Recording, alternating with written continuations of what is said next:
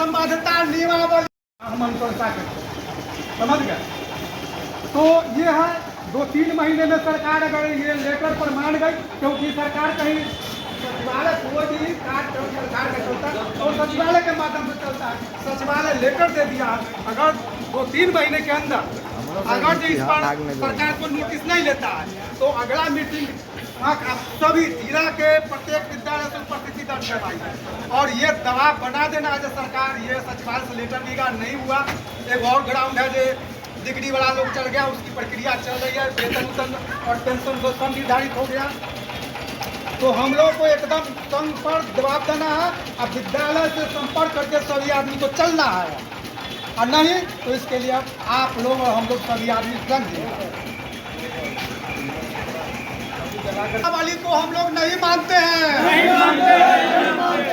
2000 विद्यालय का संबद्धता नियमावली लागू नहीं होना चाहिए। 2011 में जो नियम संबद्धता विधि बिहार सरकार बनाया, उसकी गजट की पट्टी को हम लोग जलाने का कार्यक्रम कर रहे हैं। उसको रखते रहिए जी।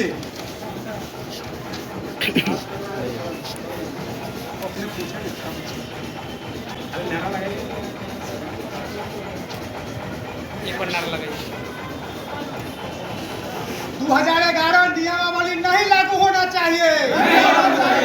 2011 नियमावली नहीं लागू होना चाहिए। हमारी संबद्धता 2019 की धारा 2081 की धारा 19 के अंतर्गत स्थापना के अनुमति मिला है, ये लागू होना चाहिए। 11 नियमावली नहीं लागू होना चाहिए।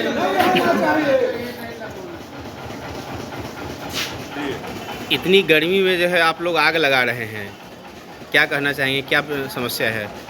सर, हम लोग इस समाज के सबसे प्रबुद्ध व्यक्ति हैं, शिक्षक वर्ग से आते हैं और करीब करीब हम लोग 40-45 वर्षों से स्थापना की अनुमति विद्यालय में काम करते हैं और 50% शिक्षा ये अनुदानित विद्यालय देने का काम करती है।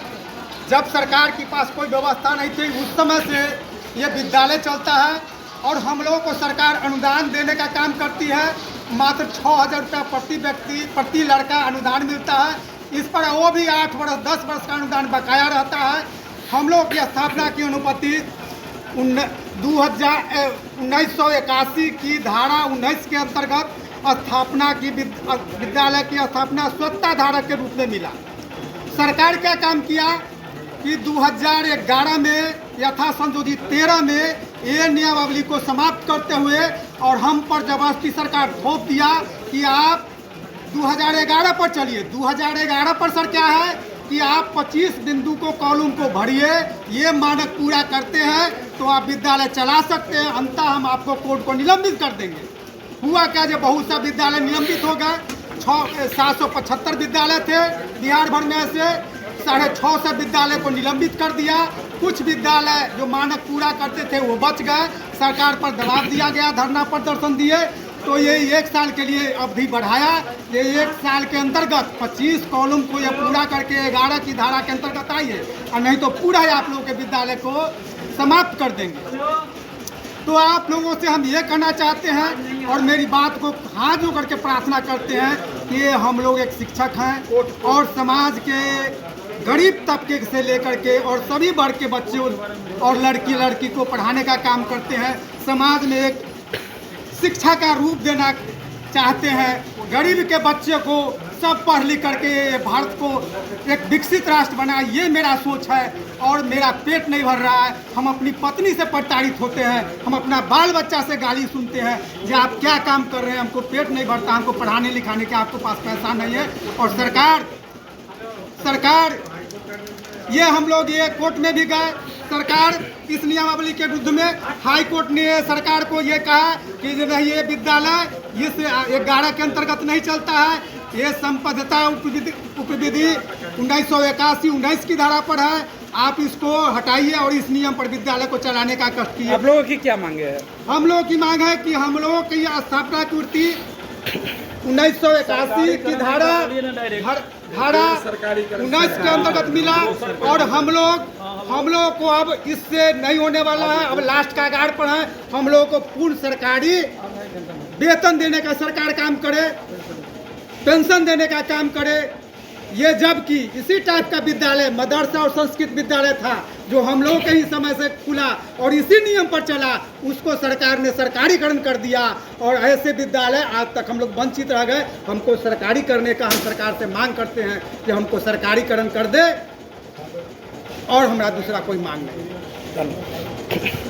क्या कहना चाहेंगे आप लोग? हम कहना चाहते हैं कि विद्यालय में एक तरफ सरकार 3 कट्ठा 4 कट्ठा 2 कट्ठा वाले को प्राइमरी से मिडिल से हाई स्कूल और +2 कर दिए। एक तरफ हम 2 बीघा 2.5 बीघा बिल्डिंग भवन सब दे करके उसके साथ, जब उनको बच्चों को कॉपी देखने के लिए टीचर नहीं था, उस दिन हम इनका कॉपी देखते। इलेक्शन कराने के लिए स्टाफ नहीं था तो मैंने इलेक्शन कराया।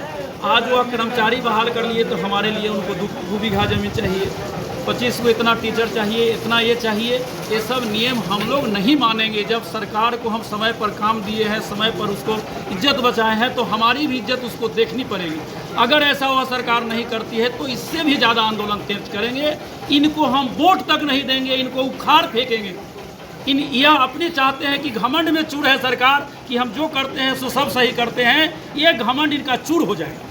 सबसे पहली बात यह है कि यह कहते हैं कि हम सारे को रोजगार देंगे, सारे को काम देंगे। एक तरफ इतनी अगर है दम तो हर पंचायत में 2 बीघा 4 बीघा ज़मीन खरीद के स्कूल खोल के बता दे, तब तो हम समझेंगे कि हाँ 2 बीघा 4 बीघा ज़मीन खरीदे हूँ अब बनावे हूँ पंचायत में। 3 कट्ठा 4 कट्ठा में घुसिया करके ये अपना कहते हैं कि हम इतना खोल दिए, इतना बना दिए, ये कर दिए, वो कर दिए।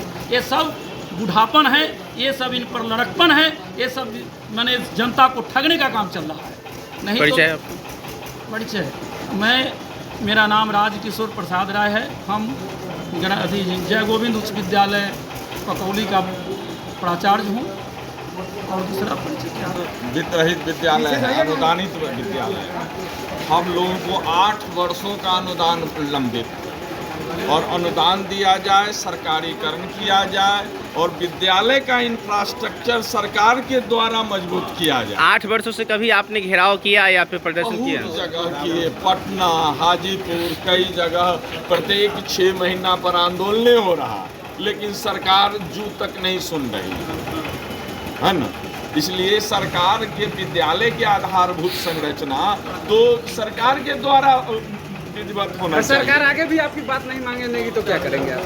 नहीं, और ज़्यादा आंदोलन करेंगे, सरकार के विरोध में रोड पर उतरेंगे। जो हम लोगों का हथियार है वही ना करेंगे। कोर्ट वाला बात बोलिए। क्या मांगे है आपकी? हमारी मांगे हैं कि सरकारें पहले जितनी आम जनता स्कूल खोलती थी तो सरकार उन स्कूलों को सरकारीकरण करती थी और उसी मापदंड के अनुसार हमारा विद्यालय भी 79 से खुला और 81 की धारा 19 के तहत खुला। हम लोगों के विद्यालय का 3 मैन कमेटी से भी सरकार जांच करा ली। 3 मैन कमेटी ने हम लोगों के पक्ष में सरकार के सामने बात रखी कि इसका सरकारीकरण होना चाहिए और सरकारीकरण जो होना चाहिए उसको सरकार प्रताड़ित करती है। हम लोगों को बार बार कानून लाके जांच करके अनुदान क्या है तो एक भीख है, वो भीख देने के लिए सरकार तैयार नहीं है। इतना ही नहीं, सरकार कहती है कि हम बेरोजगारी किसी से भी नहीं, बेगार किसी से नहीं करवाते। हम लोगों से लिखित रूप से सरकार बेरोजगारी बेगार करवाती है और इस पर सरकार को संज्ञान, सुप्रीम कोर्ट को संज्ञान लेकर के सरकार पर मुकदमा चलाना चाहिए कि लिखित रूप से ये लोग सरकार क्यों इन लोगों से बेगारी करवाती है, बेगार करवाती है। हम लोग इनसे मांग करते हैं कि जब से विद्यालय के स्थापना अनुमति दिए हैं तब से उनको सरकारी तमाम सुविधाएं दे, सरकारीकरण करे, पेंशन और सारी सुविधा दे। यही हमारी अंतिम। अच्छा, इलेक्शन पर उन्होंने कहा है,